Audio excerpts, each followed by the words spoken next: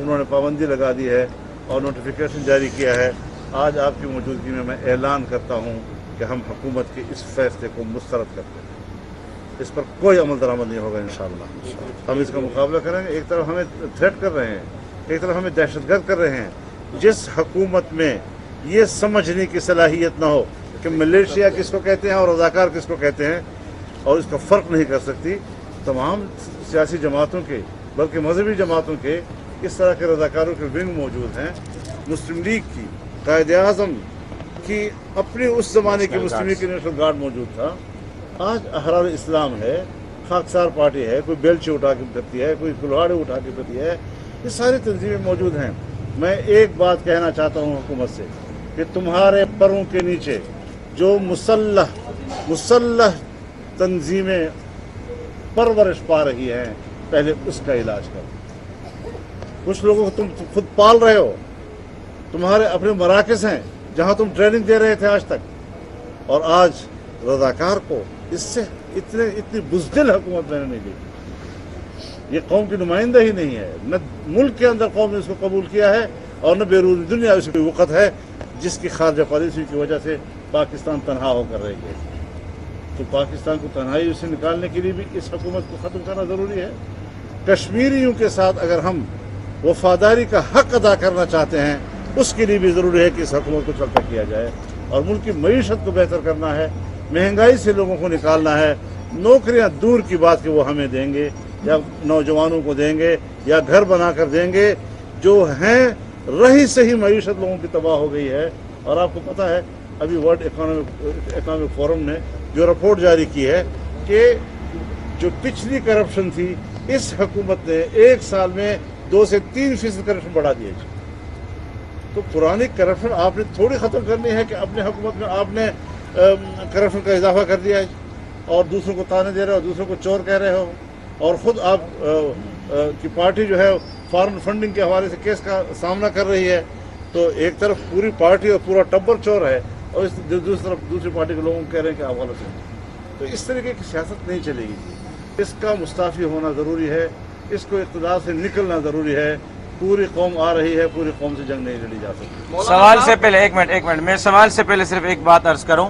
کل جہاں انصار الاسلام پر پابندی کا نوٹیفیکیشن عائد کیا گیا ہے, وہیں 3 تھریڈ بیک وقت جاری کیے گئے ہیں کہ آزادی مارچ کے اندر خودکش دھماکے کا تھریڈ ہے, مولانا فضل الرحمان صاحب کو تھریڈ ہے. میں سمجھتا ہوں کہ نواز شریف آصف علی زرداری کو جیل میں ڈالنے کے بعد اب اس طرح مولانا فضل الرحمان پر حملہ کروا کے ہماری تحریک کو روکنے کی کوشش کی جا رہی ہے.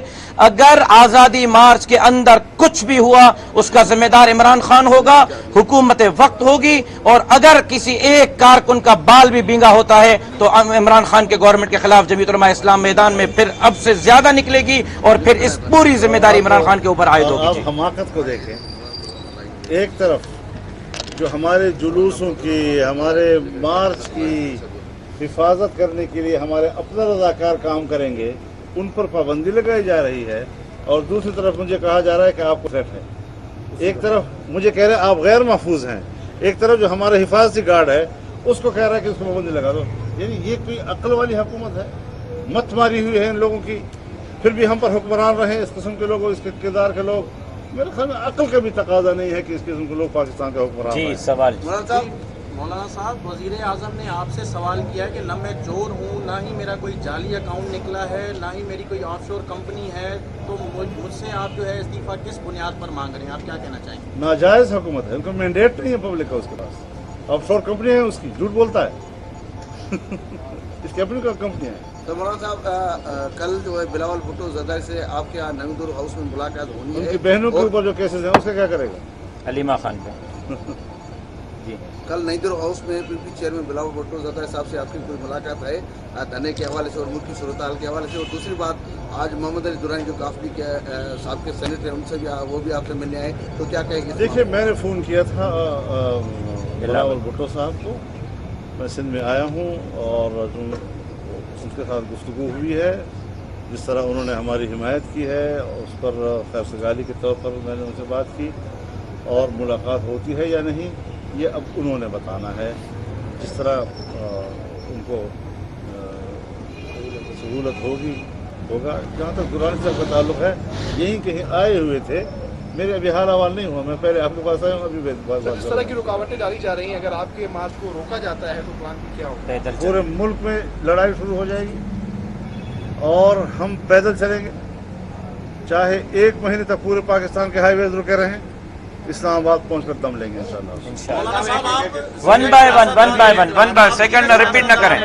कई दिहाइयों से आप सियासत कर रहे हैं, आप ये बताएं कि इतना गुस्से में आपको कभी नहीं देखा गया, आप जो है वो पॉइंट ऑफ ज़ीरो रिटर्न पर क्यों पहुंच गए? इतनी नंगी धांधली भी मैंने कभी नहीं देखी आज तक, इतनी नाअहल हुकूमत भी मैंने आज तक नहीं देखी।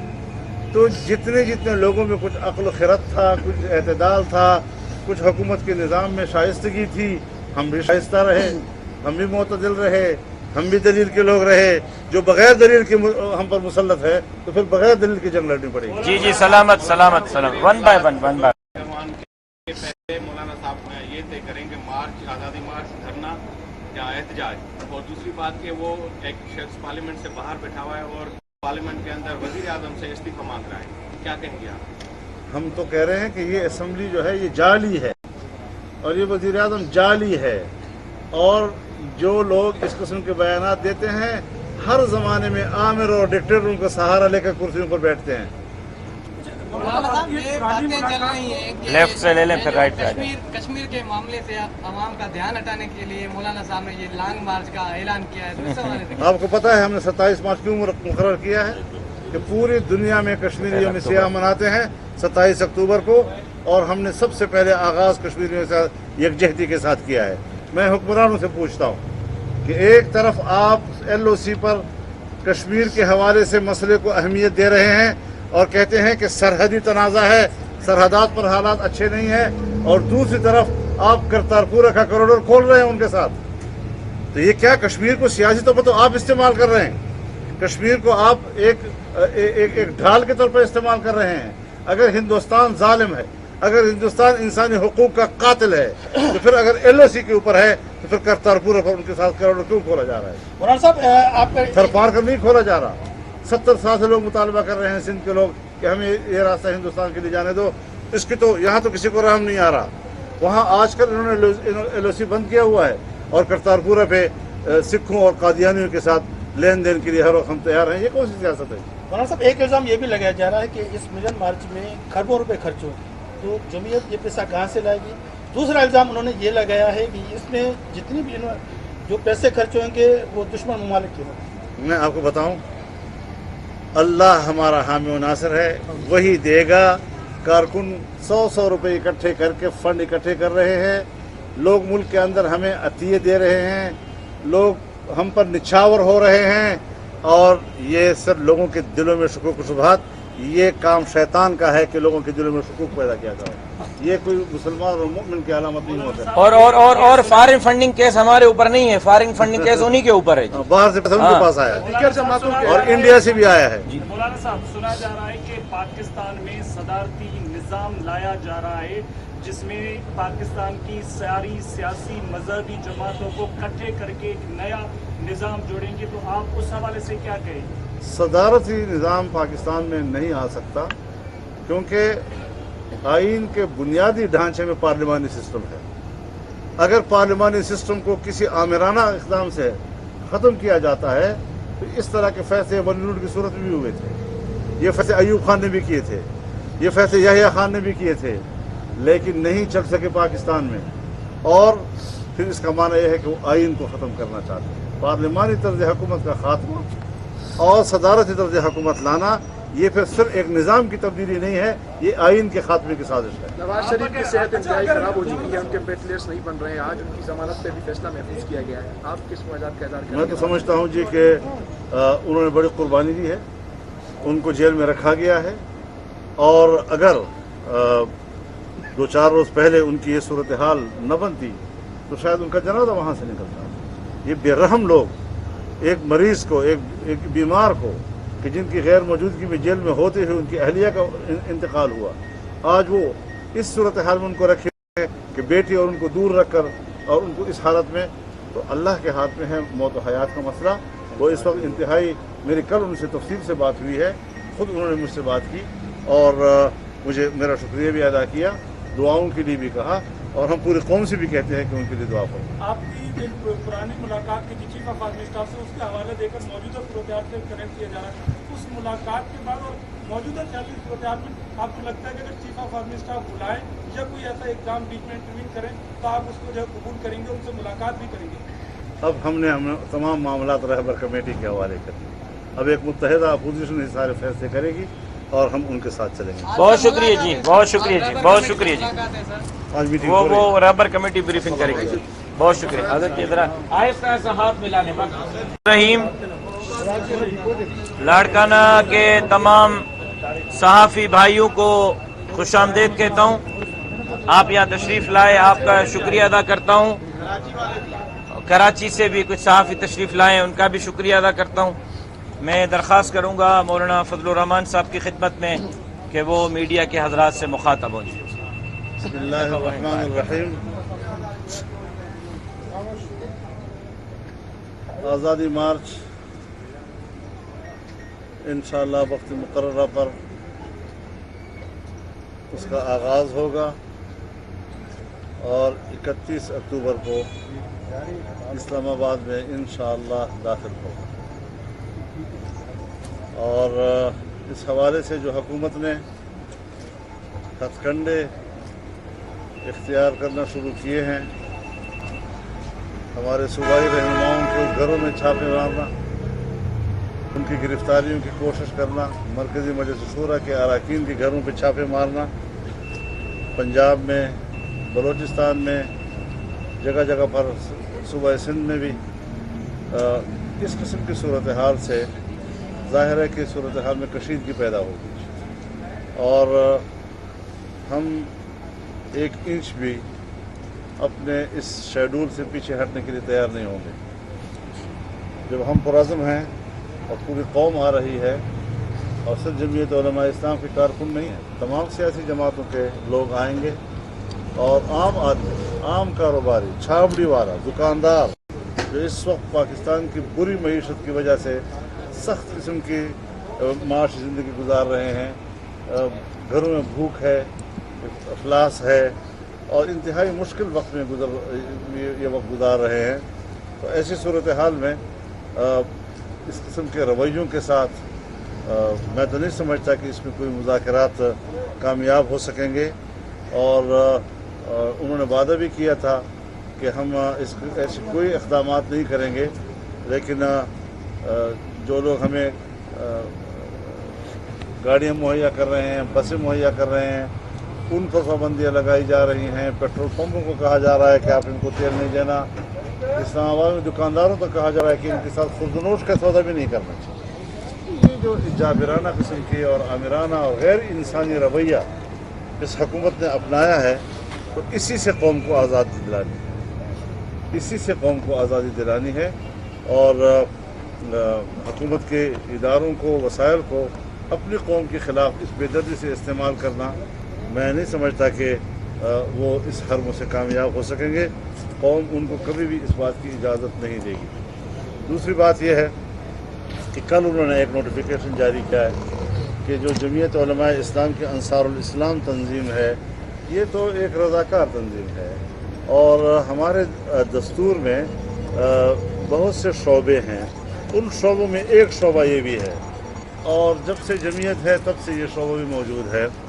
और हर ज़माने में जब हमने कॉन्फ्रेंसें की हैं, बड़ी की हैं, वो यही कारकुन होते हैं जो उनके नज़्म नफ्स को संभाल रहे होते हैं और फिर इंतज़ामिया के साथ, मुशारकत के साथ हमेशा उन्होंने जलसों के नज़्म नफ्स को संभाला है।